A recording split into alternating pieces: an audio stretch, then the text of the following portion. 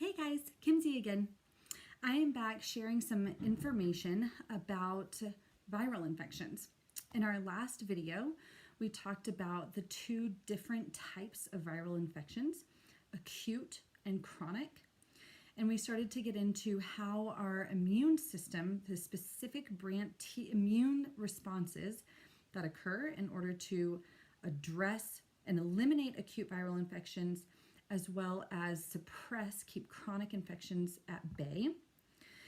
And here we're going to talk about some of the risk factors. So we're going to get into quantifying what your susceptibility and resiliency is towards a potential viral infection. So we've heard a lot in the news with COVID-19 about how susceptible populations are more at risk for this acute viral infection becoming very serious and life-threatening. And the reason why some of these risk populations, the reasons is because underlying long-standing chronic health issues affect our immune resiliency, inefficiency. Okay, so the question that I'm posing here is, or not even a question really, but the point that I'm making here is how can you really know sometimes if you might be more susceptible to contracting a viral infection in the first place or having a weakened response to mitigating it? Because oftentimes these symptoms, especially in the population that I work with, I specialize in working with chronic, long-standing health conditions. Oftentimes the symptoms are, they're not obvious. So, for example, some things that we would look for. One, everything that I'm going to talk about can be found in a routine blood panel run through either us or run through your doctor. So some factors that can contribute. One, low white blood cell, so immune deficiency. This can either be clinically diagnosed by a doctor. Please keep in mind, I'm an integrative nutrition therapist. I am not a doctor. Therefore, I cannot diagnose, prescribe, treat. However, I can evaluate blood work and make lifestyle and nutritional and supplement recommendations to identify or to address the trends that are being seen. So, some factors that we can consider. One, low white blood cell count. This can be diagnosed by a doctor, or we can see it on the lab work based on the white blood cell levels in the blood work. Low white blood cells mean that you don't have the necessary immune resiliency to address an infection should it arise. From there, we look at specific types of immune cells to see what types of immune cells are affected the most that are bringing down the total. Now, there are many different reasons for low white blood cell count, and I'm not going to get into that now. But like I said before, this doesn't always cause symptoms in and of itself. So it's really helpful to get some up-to-date lab testing, especially with everything that's going on. It's really important to get some up-to-date lab testing to see what the state of your immune system is. Second, we look at conditions that can affect the immune response. This includes prediabetes or diabetes. So one issue that happens in prediabetes or diabetes is it suppresses our white blood cells. So this is part of the reason why it's very well known that like necrotic conditions can occur with unmanaged diabetes. Poor wound healing can occur with unmanaged diabetes. And this is the reason why, is because it suppresses our white blood cells. So when we're looking at an acute infection, that is the last thing that we want. Second, looking at autoimmune conditions. So autoimmune conditions include multiple sclerosis, celiac disease, Crohn's, rheumatoid arthritis. Those are some examples, lupus. To give you an idea, 1 in 8 women have an autoimmune condition, so they're very common these days. And with an autoimmune condition, what's happening is the immune system has actually lost tolerance for self. So the immune system is supposed to recognize what is our own body and what is an invader.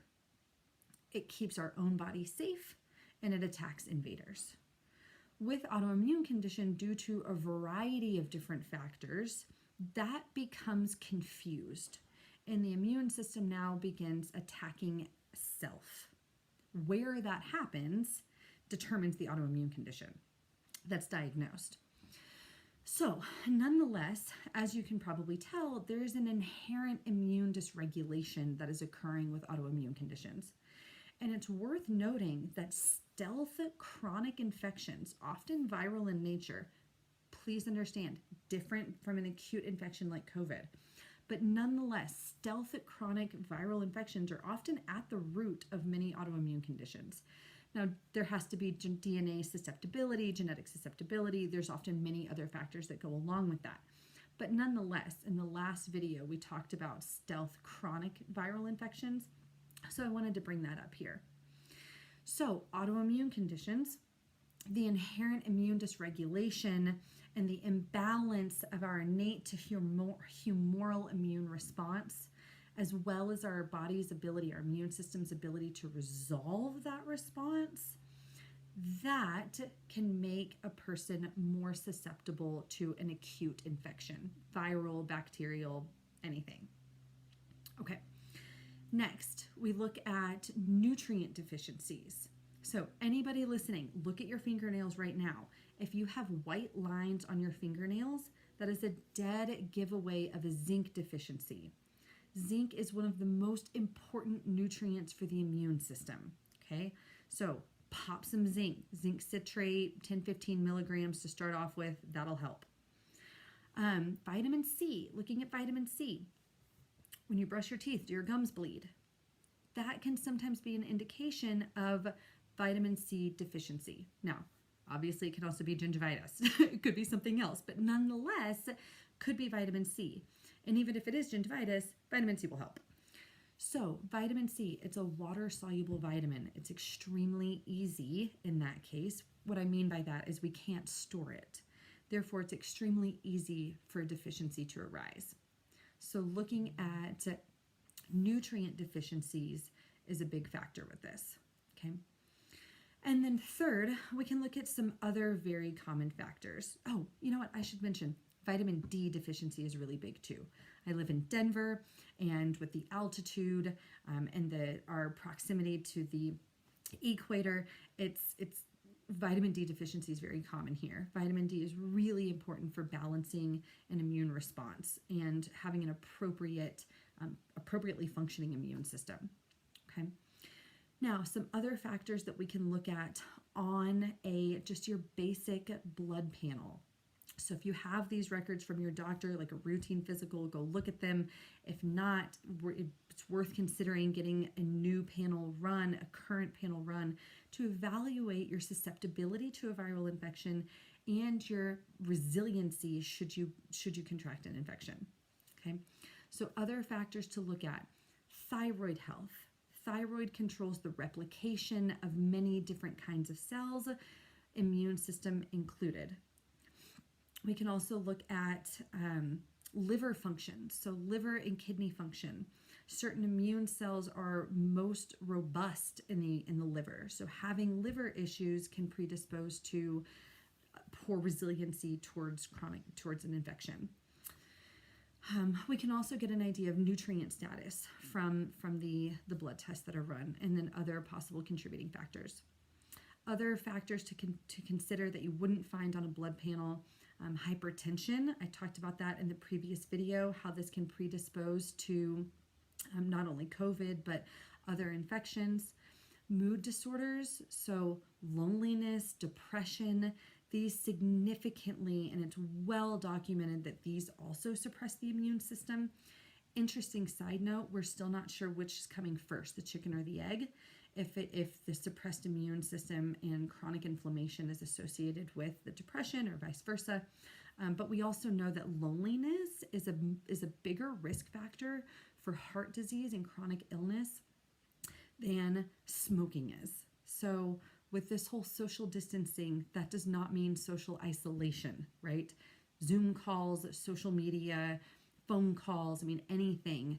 Social isolation and loneliness will actually make things worse and make your resiliency worse, okay? So here, oh, and the last thing that I wanted to mention too is our weight issues. So overweight, obesity, the associated inflammation that generates, that can affect your susceptibility and resiliency to an infection. That is another marker that we can actually see on lab tests as well, looking at a marker called C-reactive protein. And if that's elevated, then we know there's active inflammation already existing in your body, possibly from an underlying stealth infection, possibly from something else. Obesity can do that. Smoking can do that. But nonetheless, another marker that you can look at to evaluate your resiliency and susceptibility to infection. Okay, so take-home message from today's video. If you don't have a current blood test, like from a routine physical from your doctor, consider getting one. This is something I'm running a special on right now to make my services more available. So please, if you're interested in getting a comprehensive blood panel, please message me. And if not, you can also go through your doctor to have that run and see what your current objective state of your health is for not only your susceptibility and resiliency to fighting off a viral infection, but for long-term health also. Now, the need and the awareness for having strong, optimal health is more in our face than ever. And so now is the time to start taking those steps. Okay. If you have any questions, please don't hesitate to reach out. Okay.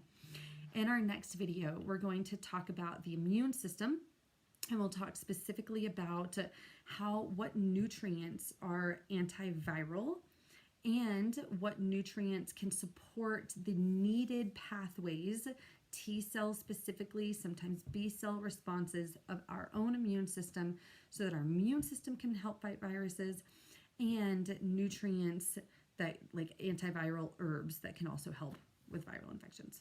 Okay, thanks so much. Hope to hear from you soon. Have a great day. Bye.